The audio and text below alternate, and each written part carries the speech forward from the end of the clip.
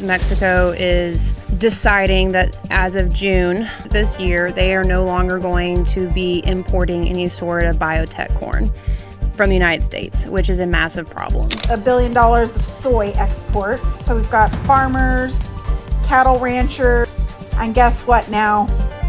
Now it's corn. The U.S. has lost the corn crown. We've been the world's top exporter of corn for just about every single year in history. Now, that's changing. What happens when the world quietly walks away from the very grain that built American farming? No headlines, no public outrage, just rejected shipments, canceled contracts, and fields left untouched, not because they failed to grow, but because no one wants the harvest. Corn, once a symbol of American abundance, is now being turned away at international borders. Prices are stuck near $4 per bushel, dangerously close to the point where harvesting leads to deeper losses. Across the Midwest, farmers are choosing to let crops rot rather than pay to collect them. And all the while, there's no scandal, no war, no climate shock, just a low, invisible withdrawal. Buyers aren't protesting, they're quietly replacing. In the background, Canada is seizing opportunity without fanfare. Their corn isn't louder, it's cleaner, more consistent, and crucially more trusted. So why is the world rejecting America's most iconic crop? The fallout isn't contained. It's spreading like a slow wave across America's agricultural core. In Iowa, Illinois, Nebraska, Minnesota, Indiana, and Missouri, the 6 states that once powered the world's corn supply, farmers are watching their livelihoods dissolve.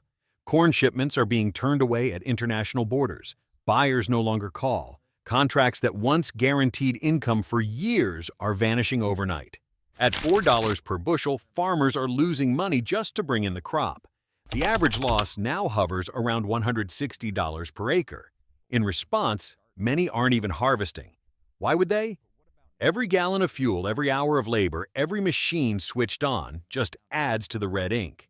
So, the corn stays in the field left to rot, not because of drought or disaster, but because selling it makes the pain worse. Idle harvesters gather dust. Grain elevators sit full with nowhere to send the product. Processing plants scale back or shut down. Local schools funded by agricultural tax revenues are cutting programs. Families are pulling their kids from college because they can't afford gas, let alone tuition. And the workforce is breaking apart. Farmhands, truckers, seasonal workers, everyone tied to the corn economy is being forced to pivot, to leave, or to give up. This isn't just a price dip. It's a slow collapse, acre by acre, county by county. Drive through the Midwest today, and the silence tells you everything. In Iowa, once hailed as the nation's corn capital, the hum of harvesters has vanished. Silos groan under the weight of unsold grain. Processing plants run at half capacity, and in some towns, children stay home not because school is closed, but because their parents can't afford gas to take them there. Cross into Indiana, and you'll find machines frozen in time. The harvesters have no purpose, no customers, no shipments, no point. The entire supply chain from field to freight has stalled. What used to be a finely tuned logistical machine is now a museum of rusting equipment and broken routines. Further west in Illinois, the collapse is hitting harder. This was once a hub, grain moving in every direction, warehouses buzzing. Now unemployment lines grow longer, and desperate farmers are putting their land on the market. Some are being bought out by foreign investors, including Chinese companies. It's not just corn that's leaving, it's ownership. In Nebraska, the story turns personal. With no exports to sustain them, communities are thinning out. People are leaving. Farming co-ops, once focused on growth and trade, now serve as informal support groups, a space to talk, to grieve, to wonder what's next. Investment is gone. So is momentum. Minnesota paints the same picture with different shades. Schools are shutting down. Storage facilities are overflowing. With no way to move the grain, the entire system backs up and eventually breaks. And in Missouri, the collapse is cascading through logistics. There's no grain to bag, so packaging orders are canceled. Trucks sit idle. Packing plants have gone dark.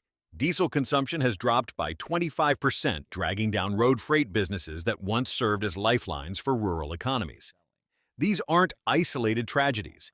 They're symptoms of a shared collapse. One crop, one commodity unraveling 6 states at once.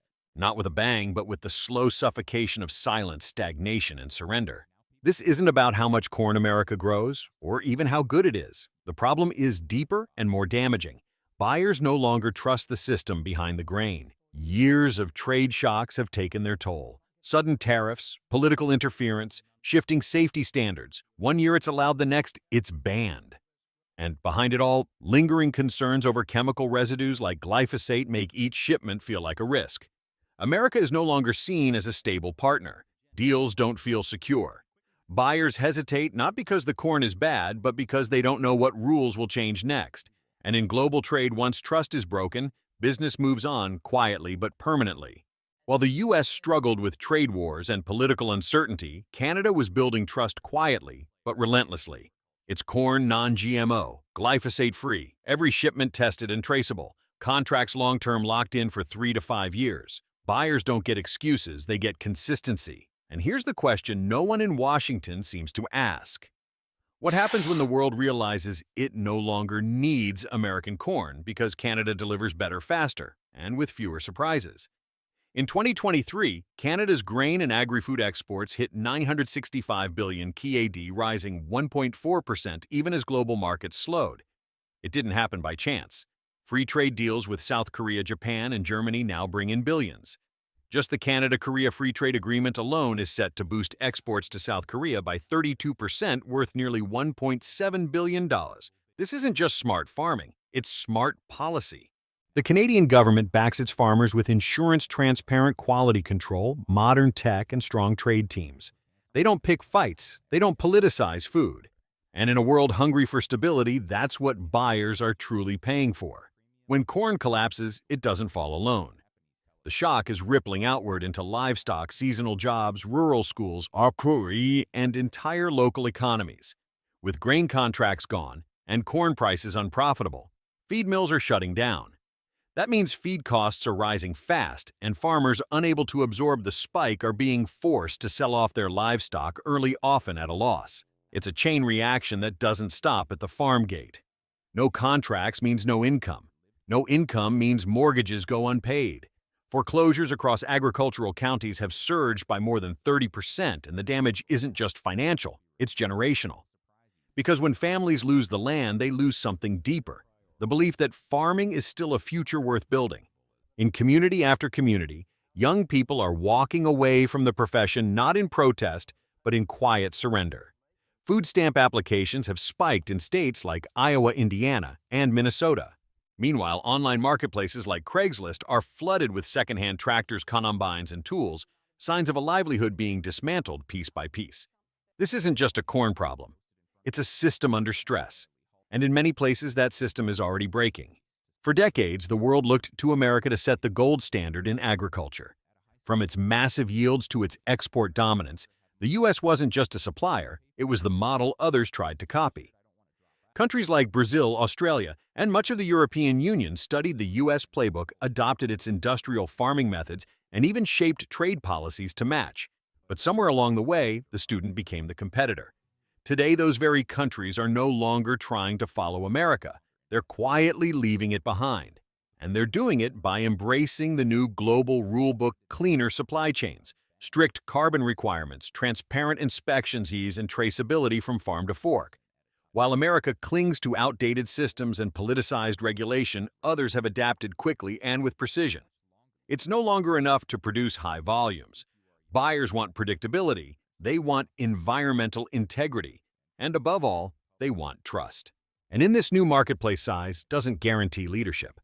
America, once the unchallenged hub of global food trade, has become just one option among many, and increasingly not the preferred one. The shift didn't happen in protest. It happened in silence. No announcements, no declarations. Just rerouted shipments, quietly canceled contracts, and trading partners who stopped picking up the phone. The world hasn't launched a campaign against U.S. agriculture. It simply chose to move forward without it. If corn, the most iconic, most cultivated crop in America, is no longer welcome on the world stage, then what's truly safe? What happens when soybeans face the same rejection?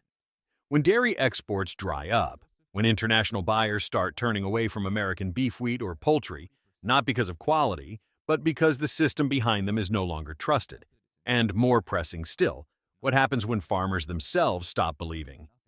Because this isn't just about grain, it's about confidence. It's about generational faith in an industry that once built communities, fed the world, and defined American strength. Now that faith is fading, not with a crash, but with a slow daily unraveling, millimeter by millimeter, season by season. And still there is no national reckoning, no coordinated response, just silence. Contracts vanish, markets shift, Canada rises, and Washington debates. The world won't wait for America to get its act together. It's already moving on. And if we don't act now, the phrase agricultural superpower won't describe our future. It will define our past. But maybe the bigger question isn't just about corn or soy or even farming. Maybe it's this: what happens to a country when the people who feed it no longer believe it's worth staying? That's not a policy issue. That's a national identity crisis. So now we ask you, who do you think is responsible for this quiet collapse? The policymakers, the markets, or is it the years of complacency that no one wanted to name? Drop your thoughts in the comments. We read everyone. And if you believe stories like this need to be told clearly, truthfully, and before it's too late, hit subscribe. Because this isn't just about agriculture. It's about what kind of country we choose to be while we still have the choice.